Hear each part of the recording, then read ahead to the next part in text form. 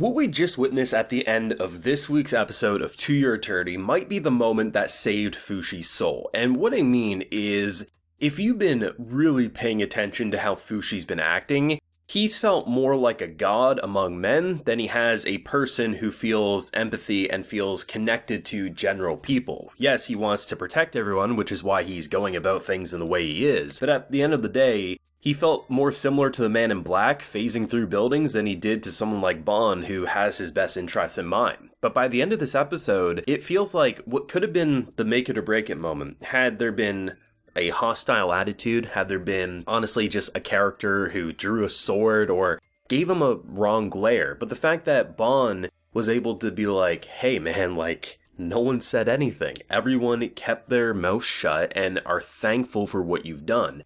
The general smile and the hope and it almost felt like relief. It almost felt like going to a massage parlor and just finally letting all that tension out of your back and just being able to let out a sigh of relief. He's been hiding his true identity this entire time. Imagine being someone who wants to protect everyone but feeling like you're hated just because you were born special. The fact that everyone is, even if they're worried, even if they're a little cautious, the fact that they did keep their mouth shut, it lets Fushi get a little more grounded and potentially save his soul from completely becoming emotionless like the man in black who follows him around. This was an absolutely incredible episode for basically just once again building a bunch of buildings and tending to a few wounds. This episode hit all the right notes. Now, I do have a full live reaction to today's episode available on my Patreon, so if you want to see that, consider supporting. But yeah, this episode I absolutely loved. My initial prediction was 3/4 of this episode would be more or less what we got here, with the last fourth kicking into Knockers invading. Instead, they just decided to let Fushi's character arc be front and center, and to see him so distant yet come back to the emotional boy that we all fell in love with back in season 1. And I think to look at a guy like Fushi, who has the weight of the world on his shoulders, I'm not saying I could do better, I'm not saying anyone could do better. I completely get why he is such an emotional wreck, all things considered, especially given that he is still just a kid in a lot of ways, given how his lifespan works compared to normal people and the fact that he hasn't had someone raise him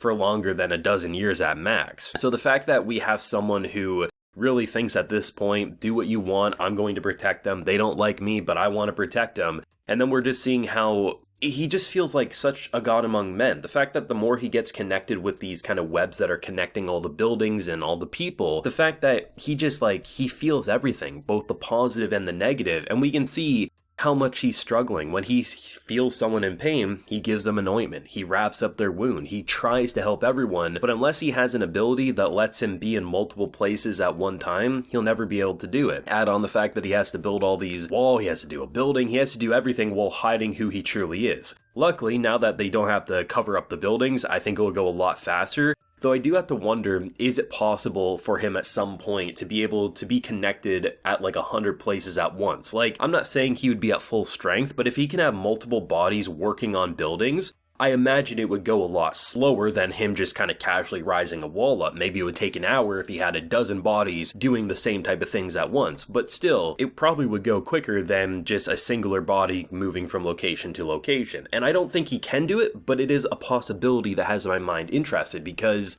really, I mean, there's a lot of work to be done. He's done a lot of work, but we also see the kind of negative side of it of feeling everything. I mean, eventually he's going to have to find a way to mentally block it, because there's no way he'll be able to concentrate unless he just masters that ability if he feels everything everyone does at a moment's notice. But it's just so interesting seeing how distant, how lonely Fushi's life has become, yet how much he cares about protecting everyone, and just unfortunately, he just wasn't listening. But the fact that finally got through to him, it wasn't Bond's words of advice showing a nice moment. Instead, it was people who he was convinced would turn on him accepting him. That's saying, you know what, you've shown us, you helped my mom, you helped my wife, we can't help but say, the church, whatever they're saying is not what we're experiencing. And that moment truly, I think, saved and changed Fushi's direction going forward. Now, it's not going to be nice forever. I mean, Knockers will attack, Knockers will tear down and kill so many people. And I mean, when you put a helmet on our girl, it just gives me death flags galore, as if she isn't going to make it to the end of this battle. I hope she does, but if she doesn't, that's one of the first characters I hope gets brought back when Fushi is at the right mental state that he can learn about the truth of things. Because as long as there's knockers, he needs as many bodies and forms as possible. But I mean, this really does feel like the first moment that's changing course and changing his direction to give him a chance to actually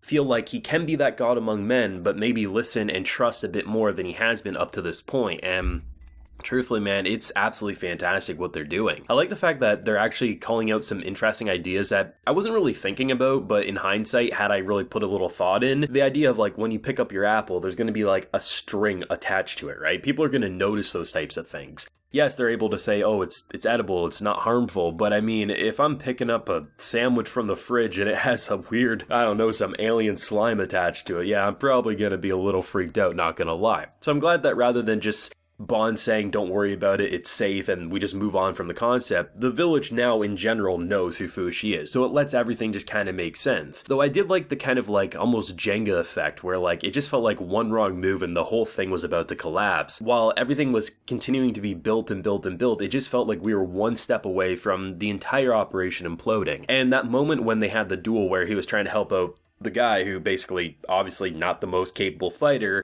but just wanted to look cool for the girl that he has a crush on. The fact that he then has to like quickly go into Boostman's form because someone was about to yank the thread, which would have probably destroyed the entire connection he's worked so hard with. And then just the fact that he just then has to wipe away a wound and it heals. Like, yeah, it's a little freaky. It feels a little demonic in a lot of ways. It's easy to look at things from a bird's eye view and say what Fushi's doing is more godlike. It's more he's trying to help people. Put yourself in a world where you aren't looking at things from Fushi's point of view and you're seeing someone who's like passing out like he's not alive, jumping up, healing wounds.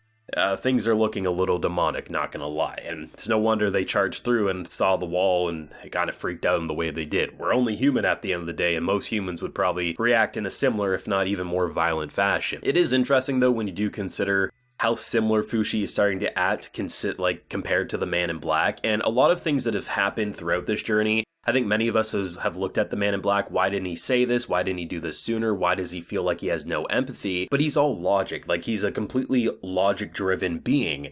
And the fact that you have someone like Fushi who could easily become almost identical, and I think the Man in Black was probably hoping he would become very similar to himself. But I mean, along the journey, we have characters who influence him, both positive and negative, that kind of keep him balanced. And sometimes he's that perfect middle ground, sometimes he's more similar to the Man in Black, sometimes he's a far too emotional human who makes completely wrong decisions, which was a lot of Season 1. But the point of Fushi's journey really does seem to be like he needs to strike that middle ground, feel like a person, connect with people, and understand emotions, but don't get consumed by them, while also being a more logic-driven being in terms of who gets to live, who gets to die, and the consequences of one's actions with that much power.